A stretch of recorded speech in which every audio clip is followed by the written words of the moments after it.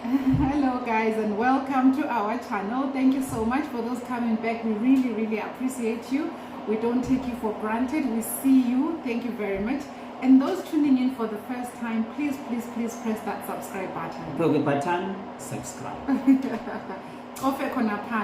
So guys, today I'm sure you've already seen the topic of what we're going to talk about. We are talking money in marriage. Yeah, let's go ahead. Yeah, so guys, personally, I believe that your background, your childhood background, or how your family viewed money and handled money will have influence on you as an adult. Big time. It does work. It does work. Like so for you, when you were growing up, how was first, let me say on my own side, I learned a lot how to make it real in life.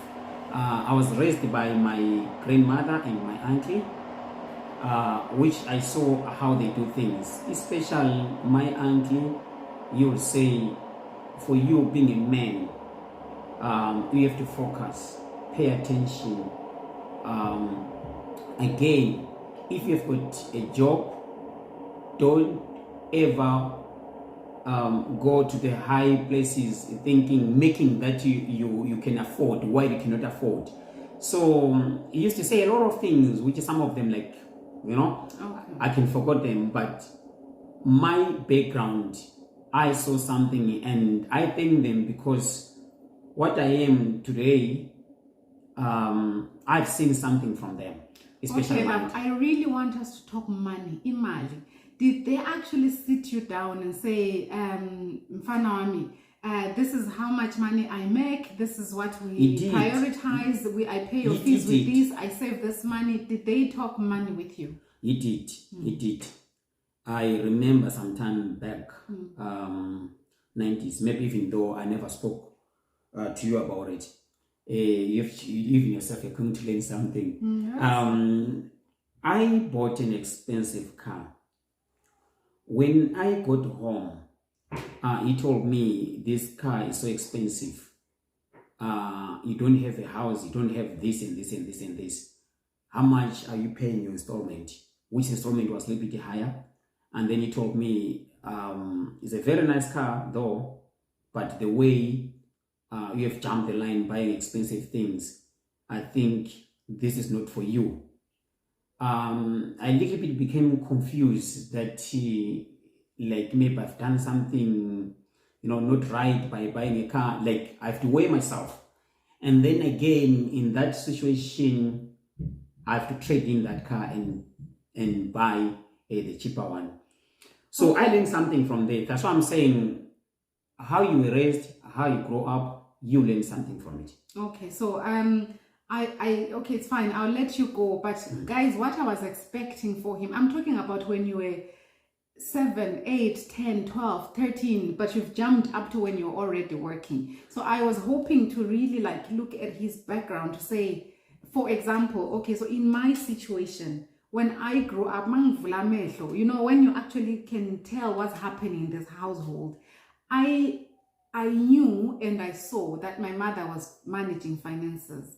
So my father just gave... But when you are 12 or 13, you are still young. You can't see really I did. Well. I did. You the only thing what you can see that your family is they can do something which is good, but no, when it comes to finances, no, it's fine. You spoke about your family. I'm talking about my family. Okay. Right? Yeah. So I did, guys. I was in primary school and I knew that my mother has my father's bank cards. I knew that my father would say, mina mtanami, uma wako unamakhadi, uma kukhona okufunayo khuluma lo ma wako. So I knew they were that open. So I knew when I was at primary school level what's happening. And but as well, my mother had the bank accounts. My father was very laid back, guys. He didn't we grew up in the village. He didn't like to go into town. He'd only go once monthly to get his medications. And in the meantime, my mother would do the running around, would buy stuff, would buy groceries. My father was happy. As long as he had the children were fed, the children, his books, that's what he would say all the time. And we knew if we wanted a luxury item, we just have to ask from my mom. Whether you get it or not, that was it. But if we wanted something for school use, we would go to my dad, but we knew that my dad would make sure that my mom gets it. So that's how I know, how finances were managed in our home. Fair enough. Yeah. So we will move. So just keep this in mind, guys, because I've actually carried that into my future, into my marriage. But we'll talk about whether it has worked or not. Yeah. But then let's go back then. Let's then. So we've moved from childhood effects, like if it was a bad thing, we'll say childhood traumas. But we have moved from childhood effects of financial understanding of how your home worked financially. So now we get to the dating stage. When you're now in your teens, or you're now in your early 20s, you meet your guy that you think is your ideal husband. Yeah. I feel that you can tell a lot from the start. Yeah, from the dating stage. Sometimes they call it red flag. Yes, you can see red flags when you're dating from your partner, and you can either choose to see them and run, or some people choose to ignore them. The red flag, or you try to say that red flag is going to improve? Well, because it tells you from the start like that this is serious, this is what. Yeah, so once you see the red flag, you either have to deal with it. If it doesn't work, run. That's my way of looking at it, because sometimes you cannot change an old man. Umuntu ohlangane naye sekagcwele amazinyo emlonyeni, and you think you can change them. Sometimes it's impossible. A question for you. Let me say, like, as we are talking about the red flag, okay? Like our first dating. I think you did sense a lot of things that did I love going to buying expensive clothes, expensive restaurant, doing expensive things, because that thing itself, it shows you what a type of person I am. That is you're warned already. So let me talk about on my own side from the first time. What did you see? What did you see? Or you want me to speak first? Yes. So guys, yeah, so the red flags really would be maybe someone is wearing like really expensive labels like Gucci, Prada, I don't know, Forbes stuff, I don't know, whatever it is, expensive things. I don't know them because I don't do expensive things, and there's other normally affordable labels like our Puma, our Adidas, our Nike. We all wear them, and okay, fine, they're affordable, but still that helps you tell a lot about the person. When you met me, I never wore those names. No. I was happy to just go to high street shops, I agree with you on that, on your own side, because I'm the one we end up buying a lot. I agree with you, but I'm talking about my own side. I think. Oh yeah, sorry, I haven't answered the question. So on you your didn't side, answer. Yeah.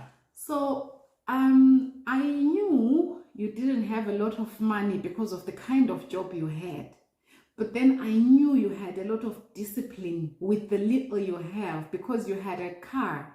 You were affording the monthly install. You had a finance car. So I knew, look, this guy doesn't have the best job in the world, but he is very well able to manage his finances.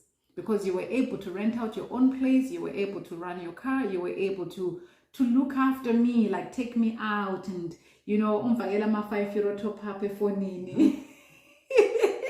It was by then. And I was delighted because, guys, I'm not one with an expensive taste. It was by then. So I knew that we are at the same level of financial understanding and spending, so we were more or less at par when it comes to financial abilities. Yeah. And financial ethos, shall I call it? Yeah. And we would eat at normally average restaurants like, Nando's or whatever normal restaurants out there in Dublin. Not looking for the most expensive out there, Yeah, go ahead.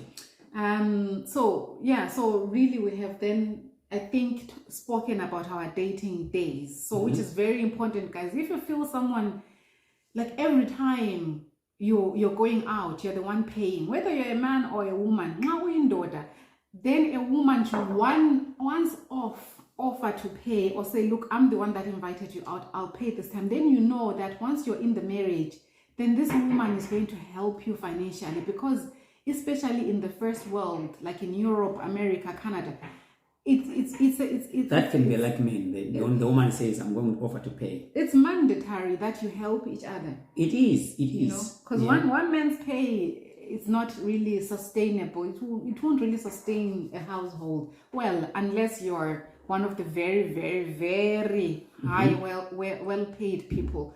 But generally, you need 2 incomes in a household to run smoothly. Yeah. And then, go ahead. Okay, so let's talk about pre-marriage. So you have dated, you're happy with each other's, financial abilities.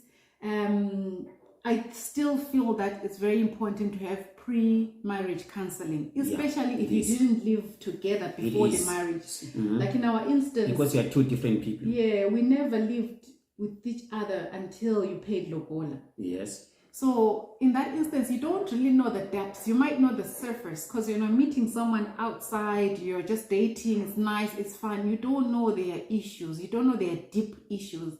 So marriage counseling or pre-marriage counseling is always advisable, because one of the things you speak about is finance and money. Okay. And so communication. Now, we're in the marriage. So we're moving on to the marriage stage, which is then where our finances started. Our financial struggles or misunderstandings or debates or, when we were married and living together. So like you've said, the most important thing is communication. Did we talk about money? We did. Like we used to sit down and talk about money. Like after, as you said, like after paying the lobola, we started to stay together. Once we started to stay together, this is whereby we have to talk, sit down. Communication was a key thing, which I can say that we come, we say the rent is so much per month, because we were renting by then. And then electricity, food, whatever it is. And then from there, we divide ourselves. That you pay the rent, I do this. And then we swap around.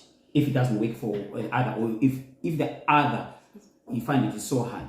Yeah, so guys, there was no one answer fits all, or, in our marriage. So we're still working on that. How many years married are we now, love?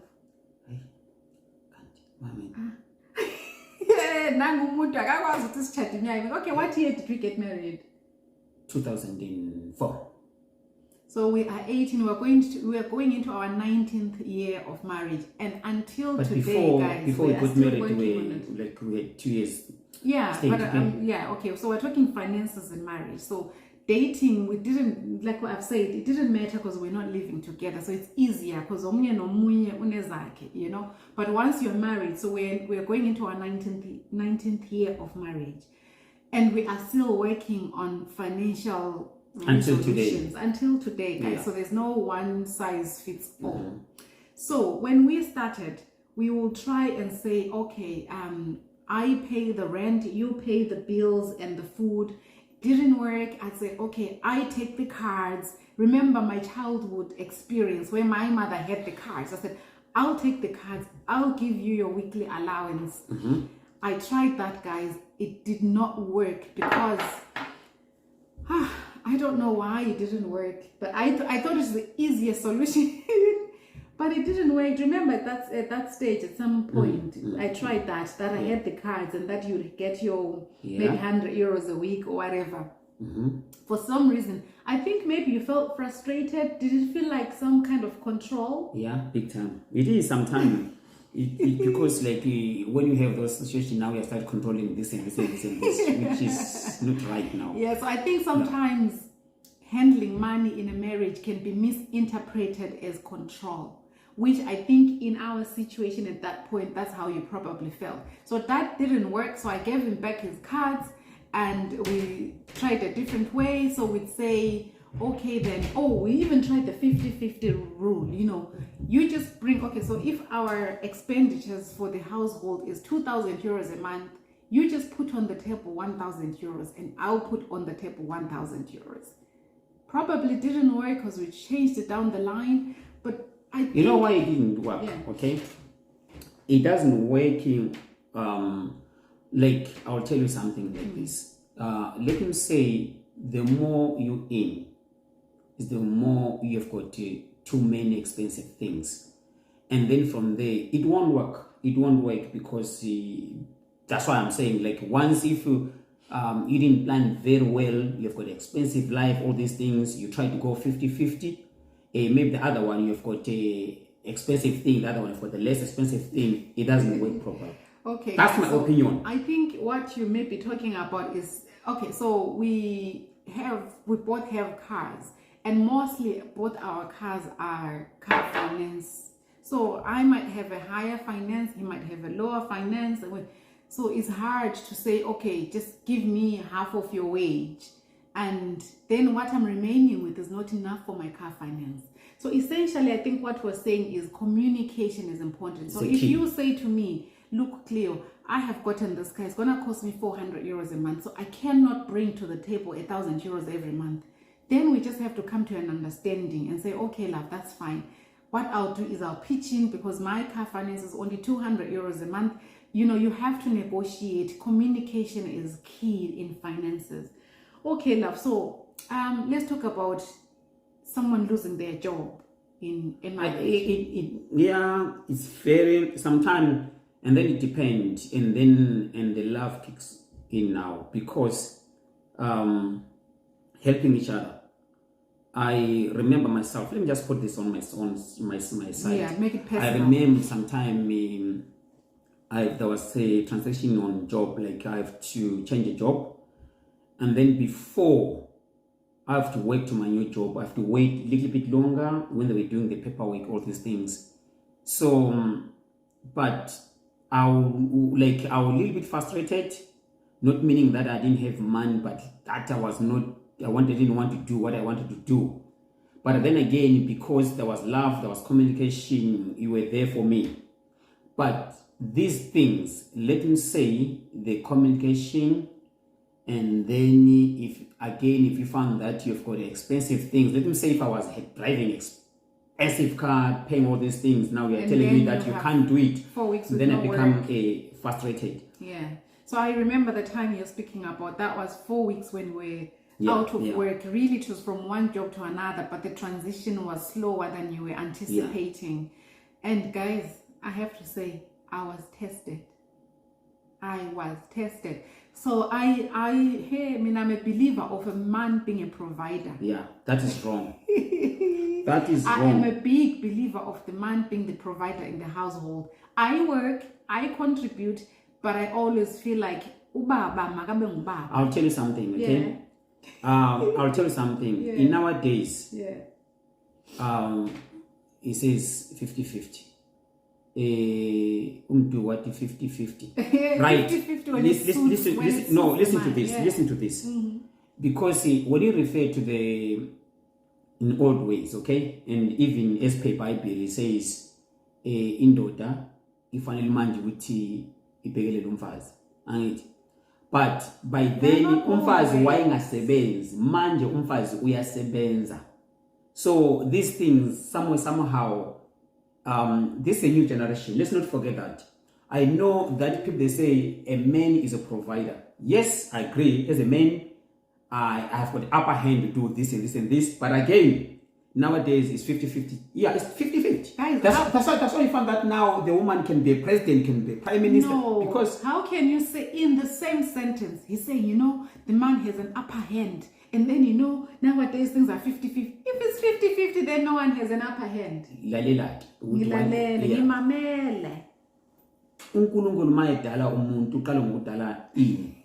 Don't forget that. So this thing, it works. Guys, and it works forever. Let's leave it for another day. And then again, this is so important. It's really, really so important. Like, as a couple, like as I said before, when a man is not working and the woman is working, some of the men, sometimes you feel less because the woman is working. But once, if there's a communication that, look, I'm going to change a job, or this is going to happen, all these things, etc., and then now, this is whereby your other partner has to, your other half, he has to understand exactly. Yes. 50-50, Yeah. Okay, guys.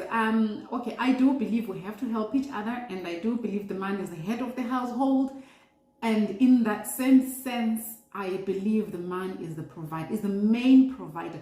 If I go out of work, uzomele uhlanganise, you know, not intentionally, but because at the end of the day, I should sleep in peace, trusting that I have a husband who can look after me. I'll tell you something. Once, if you say those things, this is whereby amadoda ajika ajonte. Now, because it's being forced, you're being pushed to the corner. Let him say when things is running smooth, everything's fine, you know.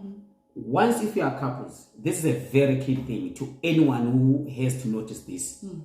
It's so important that if you are married, you are couples, you know you love each other, just open one account.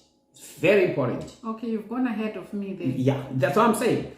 So that even when you have problems in the future, you know exactly, and your other half knows exactly that, yes, this is what he was doing, but at the moment, the situation won't be same. Because Christmas is not every day. Let's not confuse the viewers. Guys, okay, we're now going to move on to accounts, like household accounts.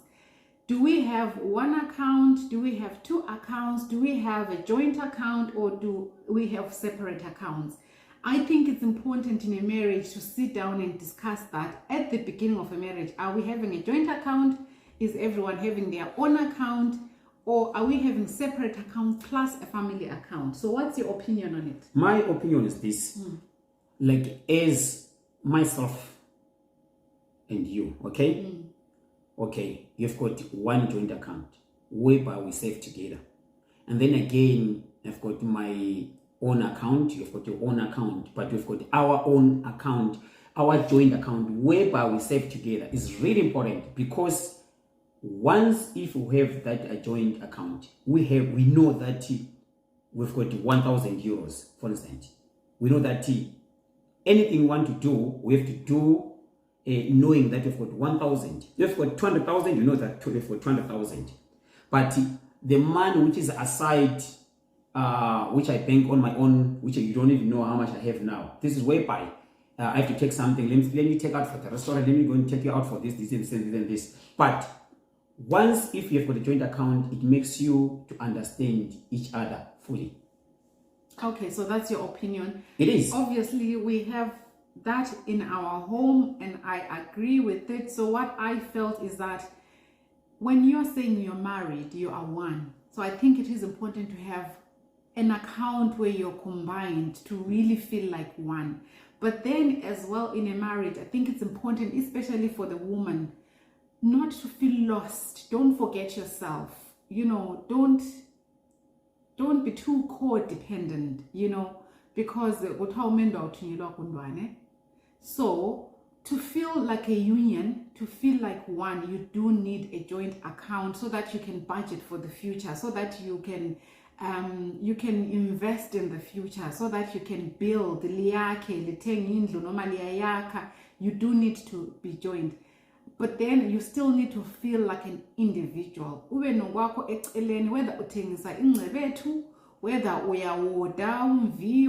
whether you are doing a side hustle, I don't know, whatever you're doing, but you do need to have you can say, oh, I have that little one. You know, you can pick that one, you can put yourself together with that one, you can, you know. And for the men, they do need that account, because can't you spoil kanjani every time from the joint account? Yeah. I've got a question for you. I want you to be honest on this question, what I'm asking you. Sometimes when the men talk, sometimes I do listen when they're talking. Let me say you are working, I am working. You know exactly how much I earn per annum, and even my salary per week. Does a man have a right to know exactly how much your other half in per annum or salary per week? Which is which? I have no problem with that. Yeah, I'm look on my own side. I know, but I'm just talking. Let me just. No, I think it doesn't matter, guys. Transparency is important in my mind, because the minute you start having secrets, and it will cause a lot of problems. It's another total topic of secrets. But what I'm saying is, your man will know what when you're tunga and that's money that you spoil your kids with. You know, account savings. And your man knows what I know, and they will be proud of you. What I mean, whatever it is, you know. And she hustles and she brings something to her side table, because it's very hard to put also the pressure. I mean, the kids want to go to the Luna Park, the kids want to go to trade fair, the kids, you know, you'll get tired as a man, and even as a woman, you get tired of asking. So that little side hustle that you have will just keep you going without interrupting the family's savings or the family's main combined account. And equally for the man, imagine every time he goes out drinking, he says, "Oh, mama, can I please have $20? Oh, mama." It works for some people. We're not saying, you know, Mr. and Mrs. there said, no, I can't be asking for money. If it's working for your marriage, it's fine. There is no one size fits all. But we are saying in our instance, this is what has worked for us. We have a joint account and we have our own separate accounts where, you know, he can go watch football with his friends and have a meal without me asking, how much did you spend at that dinner? You know, so I think it still helps keep your individuality, your own personality, and then the joint account helps you build. I'm the one who built that house. I'm the one that bought that property. No, you did it together because it was in your joint account. Correct. So I think, in conclusion, to have peace in finances, you need to communicate and see what works and suits you better as a couple. It is. Yeah, so these are the things, these are the tips. My final words, which I'll talk on my own side. Just maybe 3 things. That communication is very important in couples. Very, very, very important. And then when you, let me say, for example, you know yourself that you earn about 200 euros a week or 1,000 a week, then this is what you say to your wife, this is what I earn. So that he knows exactly, even whatever you want to do, whatever you want to budget, you know exactly. By doing that, you won't have a problem. But because some people, when you try to hide things, this is whereby having a little bit problems, because the wife says, maybe there's a certain, maybe you're hiding some of the money, all these things, etc., etc. No. But once you put everything on the table, it stays there. So let's hear what you say. Like as my wife Cleo said, we learn something and we learn daily. Yeah, so please guys, we have concluded ours, communication and transparency. Please do interact with us. Please comment down below, tell us what works, tell us what doesn't work. We may try something new. Like I was saying, we're still on the financial journey, discussions and negotiations. We haven't gotten it 100% right, so we could do with some feedback as well. Thank you so much for tuning in till the end. Please do take care of yourselves and of each other. Peace. Please subscribe. Thanking you.